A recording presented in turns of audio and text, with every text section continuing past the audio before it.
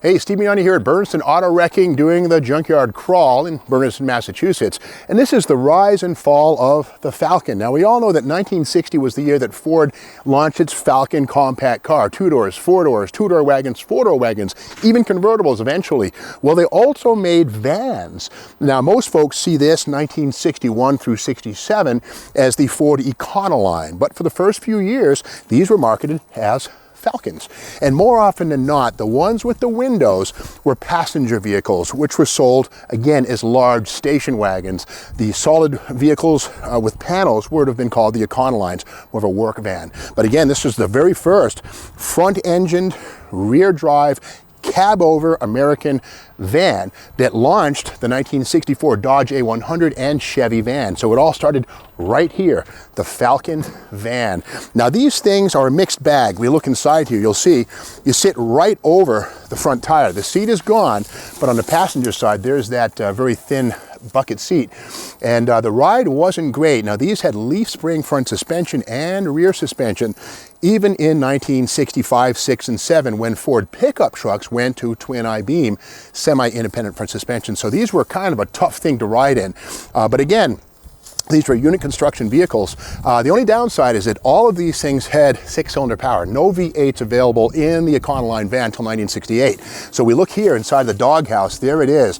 That's either the 144, the 170, or the 240. They were all available in the van, but again, no 289s, no 221s, no 260s, no 390s, of course. So again, this is a good example of a typical Falcon wagon. Let's keep walking around the front here. And these just trademark stuff. And from 1961 through 67, they all pretty much had this same grille design with these sort of almost like an eye-looking mascara kind of a headlight effect. And pretty workman-like vehicles. Inside, again, we see that thin bucket seat. This was a 3-speed manual vehicle. I believe there was an automatic option, pretty seldom seen. But here's the thing, you could also get these as a pickup truck. Now, Ford initially expected the Falcon or Econoline pickup to be the #1 seller. But in fact, these outsold pickups 14-1. So the van was really what people wanted. Now, the downside, if we come around here, we'll see here's some remnants of that inline 6, probably the 170. But the 170 and the 144 suffer from this right here. Here's the cylinder head, and we can see that the intake manifold is integrally cast. This log-style one-barrel intake manifold, again, is integrally cast to the cylinder head. You can see where it feeds the intake ports and valves right here. The downside is, if you want to upgrade this engine or do anything in the way of like maybe a 2-barrel or a 4-barrel or hot rod type deal, you can't. Now there was a kit back in the day Holman and Moody sold for mostly Falcon passenger car owners to drill holes, 2 extra holes on the top of this log to mount 3 single-barrel carburetors. And so that was possible. But with that said, this is a pretty inefficient design. However, from a manufacturing standpoint, it was a great example of how Henry Ford or the Ford company made one job do more than one part do more than one job. And so there you have it, the inline 6. Now this one is a swing out door with full windows. The rear axle is almost certainly gone.